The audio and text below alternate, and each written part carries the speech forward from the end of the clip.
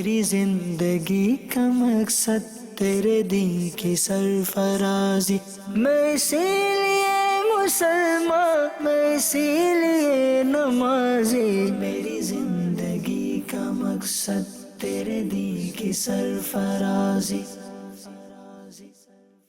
الحمد للہ رب العالمین والصلاة والسلام علی سید المرسلین، اما بعد فاعوذ باللہ من الشیطان الرجیم، بسم اللہ الرحمن الرحیم، الصلاة والسلام علیک یا رسول اللہ وعلی آلک واصحابک یا حبیب اللہ، الصلاة والسلام علیک یا نبی اللہ وعلی آلک واصحابک یا نور اللہ۔ پیارے اسلامی بھائیوں اور مدنی چینل کے ناظرین، پروگرام ہے اسلامی زندگی، اور آج ہم اس پروگرام میں قربانی کرنے کے مقصد کے بارے میں سنیں گے۔ آخر تک اس پروگرام میں شریک رہیے۔ آئیے سب سے پہلے درود پاک پڑھنے کی فضیلت سنتے ہیں۔ فرمان آخری نبی رسول ہاشمی صلی اللہ علیہ وسلم، اپنی مجلسوں کو مجھ پر درود پاک پڑھ کر آراستہ کرو، تمہارا مجھ پر درود پاک پڑھنا روز قیامت تمہارے لیے نور ہوگا۔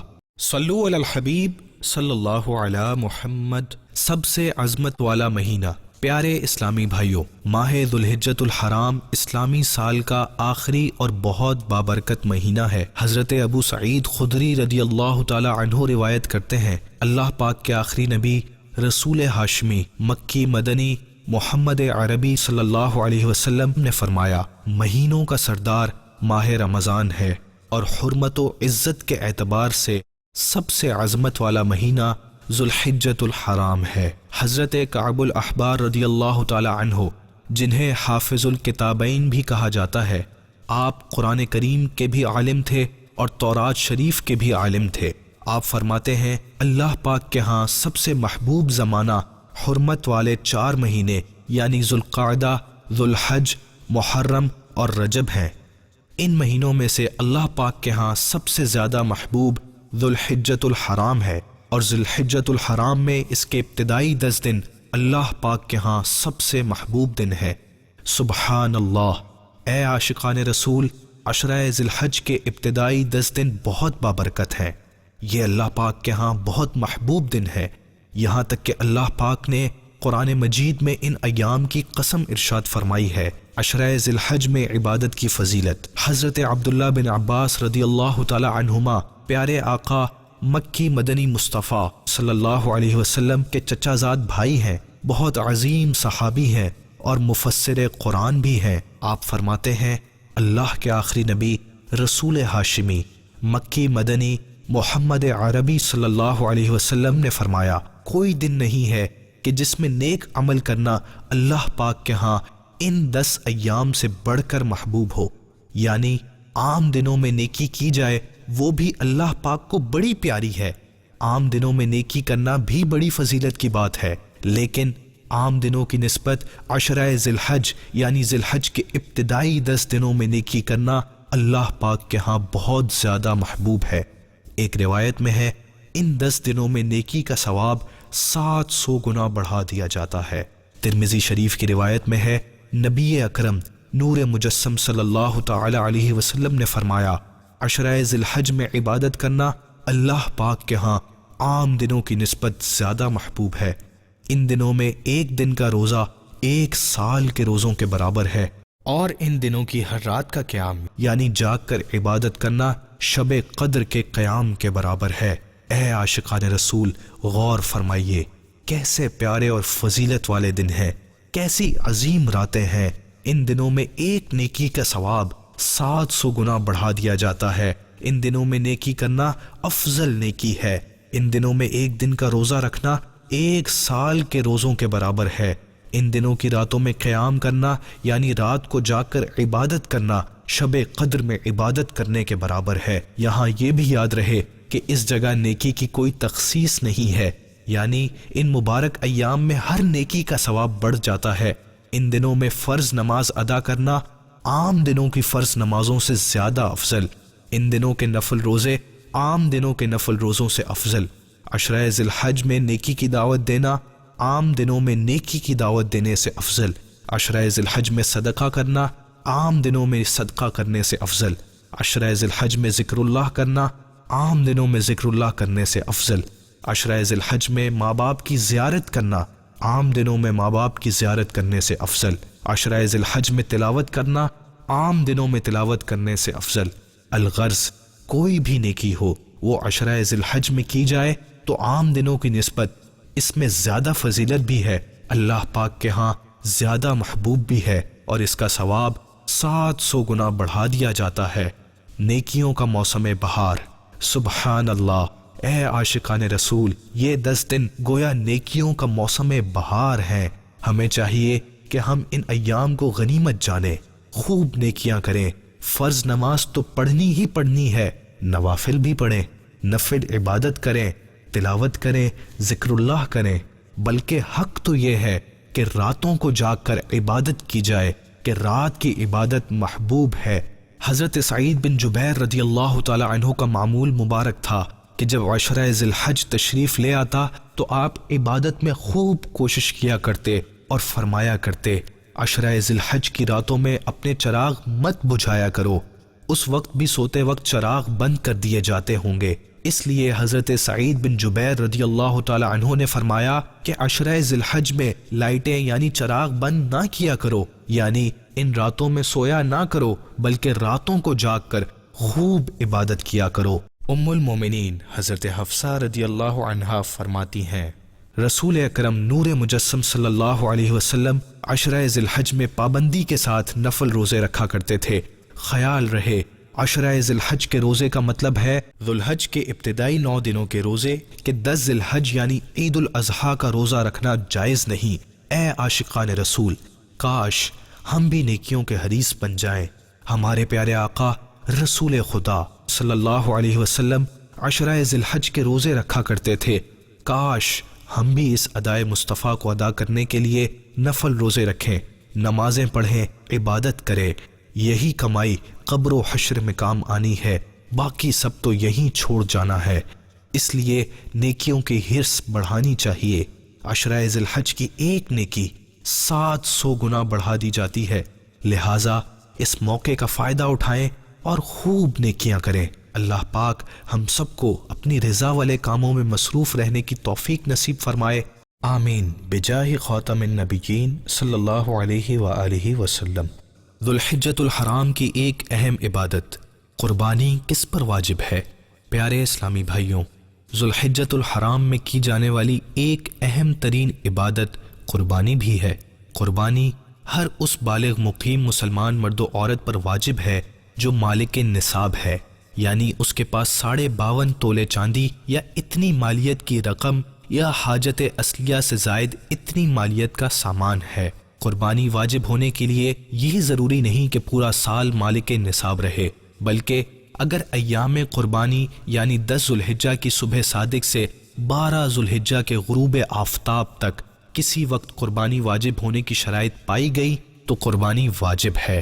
اگر کسی پر اتنا قرض ہے کہ قرض کی رقم نکالنے کے بعد وہ مالک نصاب نہیں رہتا تو اس پر قربانی واجب نہیں، ہر بال کے بدلے نیکی۔ حضرت زید بن ارقم رضی اللہ تعالی عنہ فرماتے ہیں، ایک بار صحابہ کرام علیہم الرضوان نے بارگاہ رسالت میں عرض کیا، یا رسول اللہ صلی اللہ علیہ وسلم، یہ قربانیاں کیا ہیں؟ پیارے نبی رسول ہاشمی مکی مدنی صلی اللہ علیہ وسلم نے فرمایا، تمہارے والد ابراہیم علیہ السلام کی سنت۔ صحابہ کرام علیہم الرضوان نے پوچھا، یا رسول اللہ صلی اللہ علیہ وسلم، اس میں ہمارے لیے کیا ہے؟ فرمایا، قربانی کے ہر بال کے بدلے تمہارے لیے ایک نیکی ہے۔ بقرعید کے دن سب سے افضل عمل۔ حضرت عبداللہ بن عباس رضی اللہ تعالی عنہما فرماتے ہیں، رسولوں کے تاجدار مکی مدنی سردار صلی اللہ علیہ وسلم نے عید الاضحیٰ یعنی ذوالحجۃ الحرام کی 10 تاریخ کو فرمایا، آج کے دن آدمی کا کوئی عمل خون بہانے یعنی قربانی کرنے سے زیادہ فضیلت والا نہیں ہے۔ ایک حدیث پاک میں ہے، یوم النحر یعنی عید الاضحیٰ کی 10 تاریخ میں اللہ پاک کے ہاں آدمی کا سب سے پسندیدہ عمل خون بہانا یعنی قربانی کرنا ہے۔ بے شک قربانی کا جانور روز قیامت اپنے سینگوں، اپنے بالوں اور اپنے کھروں کے ساتھ آئے گا۔ بے شک قربانی کا خون زمین پر بعد میں گرتا ہے، رب کے ہاں قبول پہلے ہو جاتا ہے، پس خوش دلی کے ساتھ قربانی کیا کرو۔ قربانی کی جگہ صرف گوشت صدقہ کرنا کافی نہیں۔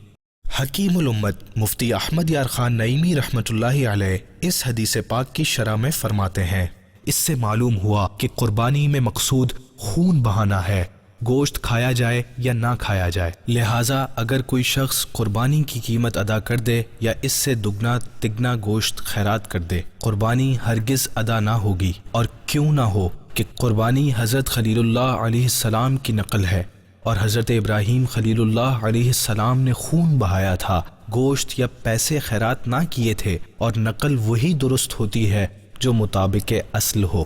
مفتی صاحب رحمت اللہ علیہ مزید فرماتے ہیں، اور اعمال تو کرنے کے بعد قبول ہوتے ہیں مگر قربانی کرنے سے پہلے ہی قبول ہو جاتی ہے، لہٰذا قربانی کو بیکار جان کر یا تنگ دلی سے نہ کرو، ہر جگہ عقلی گھوڑے نہ دوڑاؤ، قربانی جہنم سے حجاب بن جائے گی۔ رسول اکرم نور مجسم صلی اللہ تعالی علیہ وسلم نے فرمایا، جو بندہ خوش دلی سے ثواب کی امید رکھتے ہوئے قربانی کرے، یہ قربانی اس کے لیے جہنم سے حجاب یعنی رکاوٹ بن جائے گی۔ قربانی ایک بامقصد فریضہ۔ اے عاشقان رسول، یہ بات یاد رکھیے کہ قربانی کوئی تہوار یا رسم نہیں بلکہ ایک بامقصد فریضہ ہے۔ قربانی میں ہمارے لیے سیکھنے کا بہت کچھ موجود ہے۔ قربانی ہمیں جینے کا مقصد سمجھاتی ہے۔ قربانی میں ایثار کا درس ہے۔ قربانی ہمیں ہمدردی کا سبق دیتی ہے۔ سب سے اہم بات یہ کہ قربانی ہمیں بندگی کے آداب سکھاتی ہے۔ تفسیر صراط الجنان میں ہے، گزشتہ ایماندار امتوں میں سے ہر امت کے لیے اللہ پاک نے ایک قربانی مقرر فرمائی تاکہ وہ جانوروں کو ذبح کرتے وقت ان پر اللہ پاک کا نام لے۔ قربانی شکر نعمت اور عقیدہ توحید کا عملی اظہار۔ زمانہ جاہلیت میں لوگ اپنے جھوٹے خداؤں کے لیے قربانی کیا کرتے تھے اور ذبح کے وقت بھی انہی کا نام پکارا کرتے تھے۔ مشرکین کے اس شرک کی کاٹ کرتے ہوئے اللہ پاک نے فرمایا کہ اللہ کا نام لے، اس کے دیے ہوئے بے زبان چوپایوں پر تو تمہارا معبود ایک معبود ہے، تو اسی کے حضور گردن رکھو، یعنی اللہ پاک ہی تمہارا رازق یعنی تمہیں رزق دینے والا ہے۔ اللہ پاک ہی نے یہ جانور پیدا فرمائے، اللہ پاک ہی نے ان طاقتور جانوروں کو تمہارے قابو میں دیا، اور اللہ پاک نے ہی انہیں ذبح کرنے اور گوشت کے ذریعے توانائی حاصل کرنے کی تمہیں اجازت دی۔ تمہارا ایک ہی خدا ہے، لہٰذا جانور ذبح کرتے وقت اسی کا نام لو، اسی کا شکر ادا کرو اور اسی کے حضور سر جھکاؤ۔ اے عاشقان رسول، معلوم ہوا اللہ پاک نے جانوروں سے متعلق ہم پر جو انعامات فرمائے، جانور پیدا کیے، انہیں ہمارے قابو میں دیا، ان کا گوشت ہمارے لیے حلال فرمایا۔ قربانی ان انعامات کا شکر بھی ہے اور ساتھ ساتھ اس میں اظہار توحید بھی ہے، یعنی دنیا بھر میں مسلمان عید الاضحیٰ کے موقع پر جانور ذبح کرتے وقت اللہ پاک کا نام لے کر عملی طور پر یہ اظہار کرتے ہیں کہ اللہ ایک ہے، ہم پر انعام فرمانے والا ایک ہے، تمام مخلوقات کو پیدا کرنے والا ایک ہے، ہم صرف اسی ایک خدائے وحدہ لا شریک کی عبادت کرتے ہیں، اس کے سوا کسی کو اپنا خدا نہیں مانتے۔ معلوم ہوا قربانی کوئی رسم نہیں بلکہ شکر نعمت بھی ہے اور ساتھ ہی ساتھ عقیدہ توحید کا عملی اظہار بھی ہے۔ قربانی نیک توانائی کا ذریعہ۔ پیارے اسلامی بھائیوں، ایک سوال ذہن میں ابھرتا ہے، وہ یہ کہ قربانی اگر شکر نعمت ہے تو یہ شکر کسی اور انداز میں، مثلاً نمازیں پڑھ کر، روزے رکھ کر، صدقہ و خیرات کر کے بھی تو ادا ہو سکتا ہے۔ آخر اس کے لیے جانور قربان کرنا ہی کیوں ضروری ہے؟ علامہ ابن رجب حنبلی رحمۃ اللہ تعالی علیہ نے اس سلسلے میں بڑے ایمان افروز مدنی پھول بیان فرمائے۔ آپ لکھتے ہیں، جانور اللہ پاک کا ذکر کثرت سے کرتے ہیں۔ پیارے آقا مدینے والے مصطفیٰ صلی اللہ تعالی علیہ وسلم کے فرمان کا خلاصہ ہے، کتنے جانور ایسے ہیں جو انسانوں سے بہتر اور ان سے زیادہ ذکر اللہ کرنے والے ہیں۔ چنانچہ اللہ پاک نے ہمیں جانوروں کی قربانی کرنے کا حکم دیا۔ اس میں حکمت یہ ہے کہ گوشت کھانے سے عقل بڑھتی ہے، جسم کی قوت و طاقت میں اضافہ ہوتا ہے، اور گوشت کی یہ خاصیت ہے کہ یہ انسان کی طبیعت پر اثر انداز ہوتا ہے۔ چنانچہ ہم پر حلال جانوروں کی قربانی لازم قرار دی گئی تاکہ ہم ان ذکر اللہ کرنے والے جانوروں کا گوشت کھائیں۔ اس سے ہماری عقل بڑھے۔ جب ذکر اللہ کرنے والے جانور کے گوشت کے ذریعے عقل بڑھے گی تو وہ عقل نیکی کی طرف زیادہ مائل ہوگی، اس میں فتور کم آئے گا، ایسی عقل اچھی سوچ والی ہو جائے گی۔ قربانی درس بندگی ہے۔ اے عاشقان رسول، قربانی کا اصل درس یہی ہے کہ آدمی اللہ پاک کا حقیقی بندہ بن جائے، اطاعت گزار ہو جائے۔ ہم قربانی تو کرتے ہیں، مہنگے سے مہنگا جانور خرید کر بڑے ذوق و شوق کے ساتھ قربانی کرتے ہیں۔ جب جانور لاتے ہیں تو گلی محلے میں چرچا ہو جاتا ہے کہ فلاں اتنا مہنگا جانور لایا، رشتہ داروں کو، پڑوسیوں کو، دوستوں کو بتایا جاتا ہے۔ مگر غور کیجئے، ہم میں سے جنت کی خوشخبری کے حقدار بننے والے کتنے ہیں؟ اللہ پاک کا ذکر کرنے والے، ذکر اللہ سن کر مچلنے والے، خوف خدا کے سبب کانپنے والے، نمازیں پڑھنے والے، راہ خدا میں دل کھول کر صدقہ خیرات کرنے والے کتنے ہیں؟ آہ افسوس، ہم قربانی تو کرتے ہیں، یہ بھی بہت اچھا کام ہے، نیک کام ہے۔ جن پر قربانی واجب ہے ان کو تو کرنی ہی ہوگی، اس کے بغیر چھٹکارا نہیں۔ مگر قربانی کا اصل مقصد کیا ہے؟ قربانی ہمیں درس کیا دیتی ہے؟ یہ مقصد ہم کب پورا کریں گے؟ اے عاشقان رسول، یہ ہے قربانی کا اصل سبق کہ ہم اللہ پاک کی کامل اطاعت کریں۔ کیا، کیوں، کیسے کو نہ دیکھیں، عقل کے گھوڑے نہ دوڑائیں، بلکہ آنکھیں بند کر کے حکم شریعت پر عمل کریں، نفسانی خواہشات سے بچیں، نفس امارہ کی خباثتوں سے بچیں، اپنی اصلاح کریں، یہاں تک کہ نفس مطمئنہ حاصل کرنے میں کامیاب ہو جائیں۔ اللہ پاک ہمیں ایسی توفیق عطا فرمائے۔ ہم جانوروں کی قربانی کریں، ضرور کریں، ساتھ ہی ساتھ نفس امارہ کی بھی قربانی دیں، نفسانی خواہشات کی بھی قربانی دیں۔ حضرت ابراہیم علیہ السلام کے صدقے، حضرت اسماعیل علیہ السلام کے صدقے، کاش ہم اللہ پاک کے حقیقی فرما بردار بندے بن جائیں۔ آمین بجاہ خاتم النبیین صلی اللہ علیہ وآلہ وسلم۔ صلو علی الحبیب صلی اللہ علی محمد صلی اللہ علیہ وآلہ وسلم۔ میری زندگی کا مقصد تیرے دین کی سرفرازی، میں اسی لیے مسلمان، میں اسی لیے نمازی۔ میری زندگی کا مقصد تیرے دین کی سرفرازی،